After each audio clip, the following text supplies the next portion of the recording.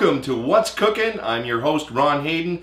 Comfy right here in my home kitchen. I invite you in to join me for South County Eggs Benedict. Gonna be great because we're gonna use some lobster on there. So get ready. Yeah, that's what I'm talking about. Okay, that's the way we do it. And it'll be over cornbread because corn and lobster just go well. And then the hollandaise, there's your lemon and your butter. It's all sounding right. Okay, but first, we need a signature cocktail. So, what do I mean by a South County Bloody Mary? Well, you've had clamato before, and that's clam juice. But what about the quahog? Wait now, everybody out there is not a Rhode Islander. A quahog is our hard shell clam, okay? The quahog is the big one, the cherry stone is the medium, and the little tender guys are the little necks. So the little necks are what we're gonna use today. We're gonna shuck some little necks and let that juice float on the top of the Bloody Mary, and then just hang it right over the side. So when you have your little neck, you're just gonna scoop up some Bloody Mary mix and the vodka. Even better than cocktail sauce, right?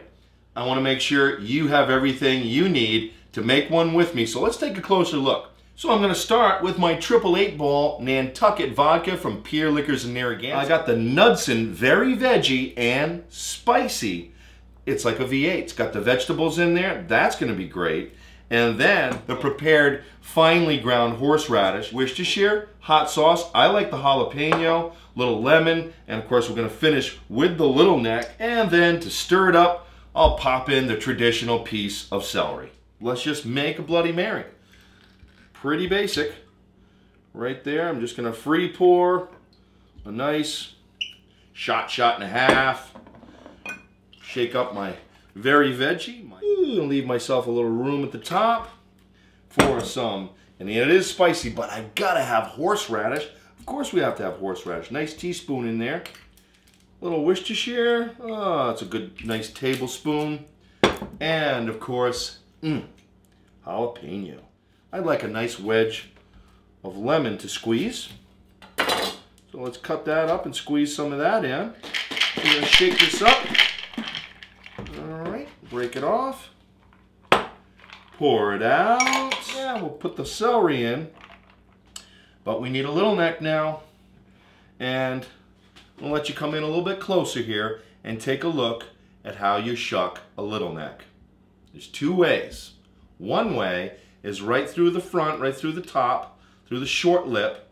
Okay, but if it's tightened up because you've handled it too much, you have to flip it over and go through the little bit of cartilage back here by the hinge, break the seal, flip it over and come back in. So here we go. Let's get the blade of the knife right in the top, and I squeezed my fingers down from the top so that I draw the blade in and I cut the first muscle. Then I draw back, come across the top of the shell, and I'm dripping my juice down into my Bloody Mary. Cut the other, open it up. I'm going to scrape one shell down into the other. Let my juices, my quahog juice instead of clamato juice, drip right down into my Bloody Mary. I'm just going to loosen up one of the muscles, make it easier to eat, but I don't want it to fall out of the shell. And hey, it's not a shrimp, but it is a nice little neck. That's what a South County Bloody Mary looks like. Now I'm going to add another one. That's a nice little presentation. It's going to sit right on top. And the finishing touch, like a little bit of lemon juice on that. So you just got served this beautiful South County Bloody Mary. What a beautiful garnish. There's the little neck. Watch, I'm just going to dunk that down in there like that. Better than cocktail sauce. Bloody Mary little necks. Are you with me on this? Is this the way to do it? If you love little necks, oysters, whatever you love, make yourself a nice South County Bloody Mary, and then we'll get going on our lobster South County Eggs Benedict over cornbread coming right up. Cheers. Now we're ready to make our Eggs Benedict, and this is of course South County Eggs Benedict, and that's the lobster. And what goes great with lobster? Corn. So instead of English muffin underneath, we do the grilled cornbread. Simple, but what a nice combination. All right, beautiful. And I think I have a female lobster here, so I'm going to take that roe out and I'm going to chop that little bit of lobster roe up and whip it into the hollandaise to give it a nice color and a nice flavor. So let's just take a quick peek at the ingredients that I have in front of me here so you can cook along with me at home. Of course, we have eggs to poach. Then we're going to have egg yolks, butter, and lemon to make our hollandaise. And we've got Larry the lobster here to put on top, and underneath some nice Belmont baked cornbread. Just use their product. I'm going to square it up and grill it. And I also grabbed a pomegranate. I'm going to use some of the seeds for a pretty garnish. So let's just get prepping here and get prepped up. Of course, we need some lemon juice for the egg yolk and melted butter for the hollandaise. I'm going to stick with a half a lemon for now. Put that aside. And let's get some egg yolk going. And if you've seen any of my other videos, we've done this before. I just shake it, pinch it off, and pop it into the other bowl. Save your egg whites for later. So far, we've got 6 egg yolks ready for the hollandaise. That'll go with my stick of butter. My egg whites, I'm just going to put those aside. And I've got some lemon juice here for the hollandaise. So let's split open that lobster and get that ready. And thank you to Larry the lobster before we cut you open for making our dish so delicious. So the lobster's all cooked. We're gonna just twist the tail, break it off. And there's what I was looking for, the orange roe that's in there. Beautiful. So I'm gonna just open that body a little bit and grab a little bit of this roe in here. Put that on my plate, save that for the hollandaise. Put that aside. And if you've never done it before, just pinch off the tail pieces.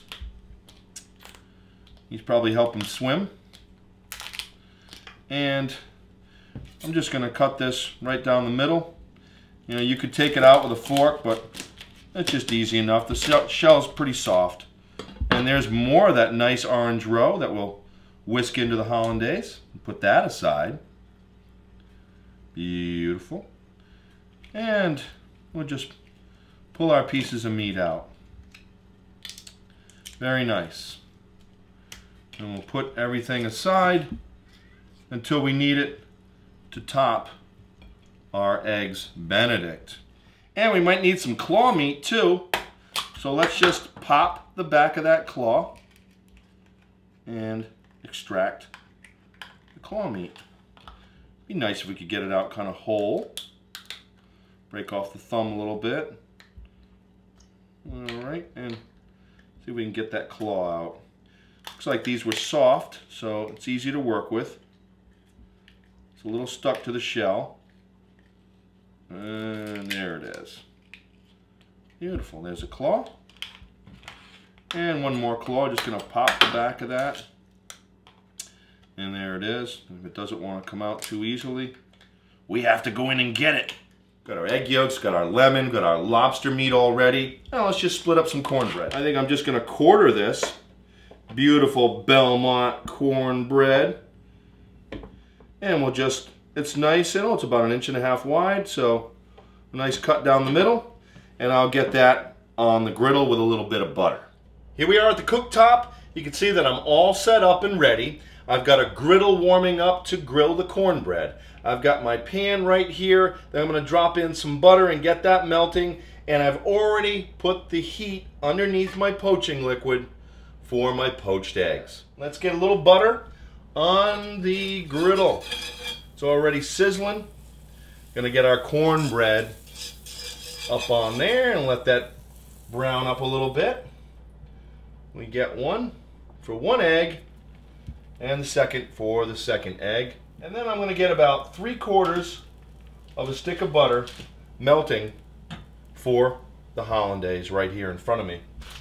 And as I showed you, I've got this water all ready for the poached eggs, but don't jump the gun on the poached eggs because we don't want to overcook them. You can always wait for those at the end. What we really want to do is get this butter melted, get this hollandaise almost ready to go, and then drop our eggs in. My butter is just about melted here. Again, it's about 2/3 of a stick of butter. And that's for 6 egg yolks. So let's get our heat up around medium heat. Drop in the 6 egg yolks. And juice oh, not quite a half a lemon. We want to make a nice, shiny, thick hollandaise sauce. We're going to get this 3/4 of the way ready before we drop in our eggs. I'm going to add a touch more lemon. And then there's a nice little trick. When it starts to get thick like that, you add a little bit of cold water. About a tablespoon. Just about a tablespoon. Now, my heat is now off because my egg yolk is thick. I'm going to keep it warm here. And if I need to thin it out again, I can do that with a little bit of water. I'm going to flip the cornbread right behind there. You can smell when that sweet cornbread is just about ready, and there it is. Beautifully browned. Let's give a little heat and a little crunch to the other side, and it's now time to drop in the eggs. There's one. You got to be a little bit careful. Don't want to break those yolks. Here's two. And there's three. Put the top back on. Keep the heat low. You can always wait for the eggs. Don't forget about that lobster roe. Smash it down with the side of your knife just to break it up. And now let's really get a good chop on it. I'm going to break it right up into all those nice little eggs. If you like roe with your sushi, you're going to love a little bit of lobster roe to sweeten up and flavor your hollandaise. So I'm going to scoop this up and I'm going to drop it right in. Before I drop my lobster roe into the hollandaise, let's check on those eggs. They're almost there, looking good. So you know what? Let's turn that burner off. Let's drop this roe right in. And let's see where we're at. I'm going to whisk it in. We want to thin that out just a little bit. And as I mentioned, you can always grab a little bit of water. Doesn't hurt it. It really helps it. Lemon, egg yolk and butter, and little bits of lobster roe egg in there. That's what really puts a nice touch on South County Eggs Benedict. Here we go. We're just going to take our cornbread right up in the middle of the plate. Slough off that broken edge. Don't need that. Cornbread's down. I think we'll put the eggs right on top. Like that. Instead of having ham underneath, we're actually going to put the eggs down on the cornbread. Then we'll top it with the lobster and the hollandaise. I've poached the tail meat in the egg a little bit just to warm it. Half of a tail on one and the other half of the tail on the other. And of course, you saw me whisk in the roe, so you're really going to see pretty color over the top here now. Just let it fall. You can see the beautiful consistency of that lobster roe hollandaise. Grilled cornbread underneath. Beautiful. How about we just break some pomegranate seeds around the plate. This is a good looking plate. Nice little lobster claw in front. Got the tail meat, buttery cornbread underneath, a beautifully poached egg, the lobster, tender lobster tail. Beautiful hollandaise with the roe in it on top. Little pomegranate berry on there. Beautiful presentation. Let's give it a taste. Lemony, just the way I like it. A little egg and cornbread and hollandaise. Hope you enjoy the Bloody Mary and the beautiful Eggs Benedict South County style. That's the way I like it, and I hope you do too. And that's what's cooking.